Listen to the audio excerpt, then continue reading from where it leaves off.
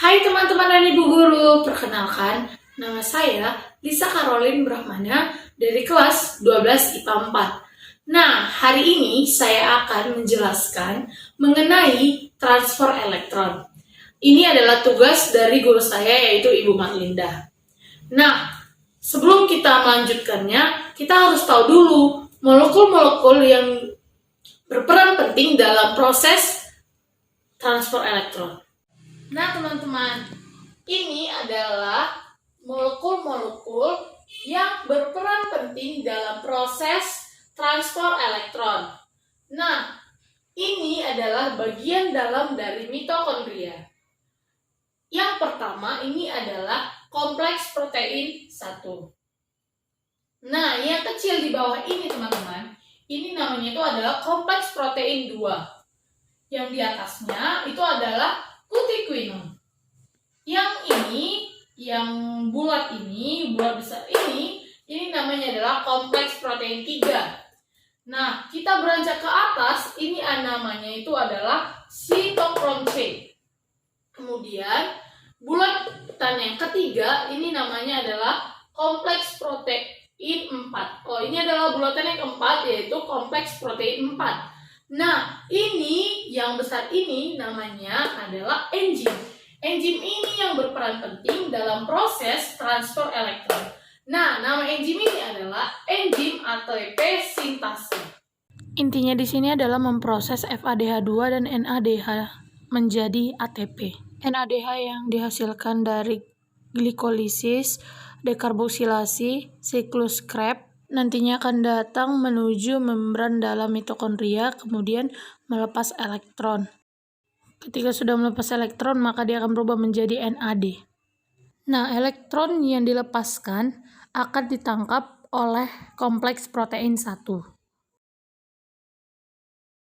Setelah melewati kompleks protein 1, kemudian menuju ke kutiquinon.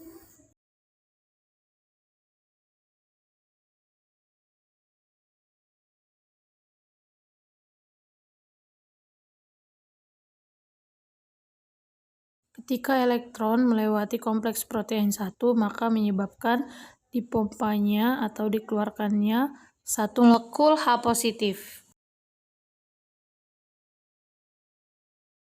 Kemudian, dilepaskannya satu H positif menuju ruang antar membran.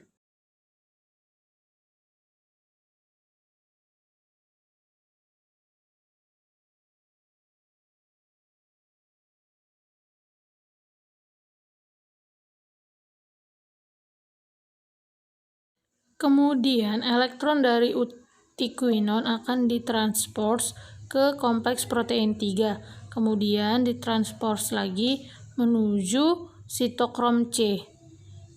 Nah, ketika elektron di kompleks protein 3 juga akan dikeluarkan H positif. Setelah itu, elektron dari sitokrom C menuju kompleks protein 4. Saat elektron melewati kompleks protein 4 akan mengeluarkan H positif. Nah, elektron yang tadinya ada di kompleks protein 4 akan ditransport menghasilkan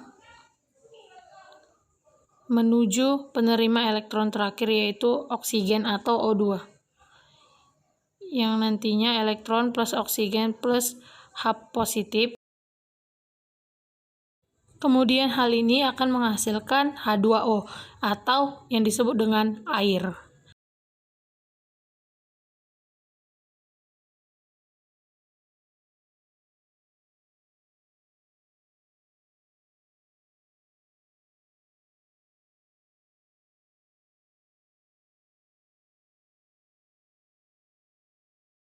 Oke, kita akan kembali ke H+ yang tadi dikeluarkan, yang ada 3 H positif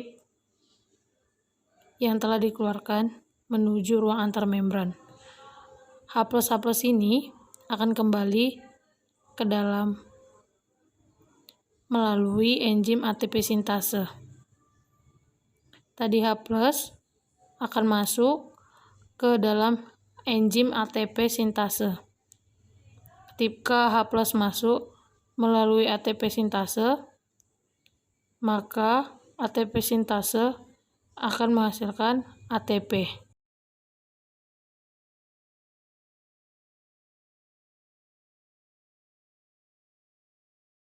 Maka dari itu, hasil dari transfer elektron pada satu NADH menghasilkan 3 ATP pada ruang antarmembran.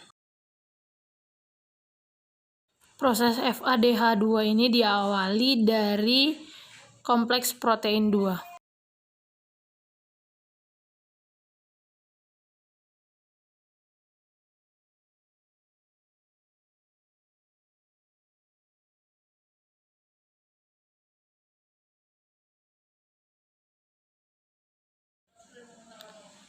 FADH ini akan memberikan elektronnya kepada molekul protein 2, kemudian berubah menjadi FAD. Elektron dari kompleks protein 2 akan ditransfer ke kutiquinon, kemudian akan ditransfer lagi menuju kompleks protein 3, kemudian ditransfer lagi menuju sitokrom C. Kemudian ditransfer lagi menuju kompleks protein 4. Kemudian ditangkap oleh oksigen dan membentuk H2O. Sebenarnya prosesnya sama yang terjadi pada NADH karena awalannya terjadi di kompleks protein 2, tidak pada kompleks protein 1. Ketika elektron melewati kompleks protein 3 akan menyebabkan keluarnya satu molekul H+ menuju ruang antarmembran.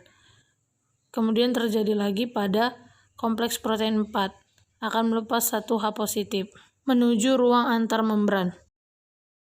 Perbedaan yang terjadi pada transport elektron pada NADH dengan FADH2 yaitu pada pelepasan H+.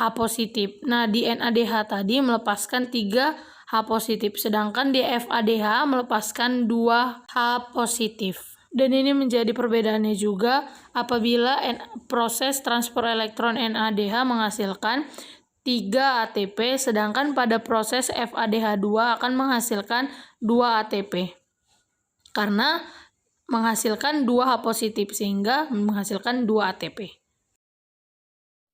Nah, sekian video yang dapat saya sampaikan. Semoga video yang telah saya sampaikan tadi bermanfaat untuk kita semua dan untuk teman-teman semuanya. Dari hari ini kita harus menjaga kesehatan kita. Semoga kita tetap sehat selalu. Terima kasih.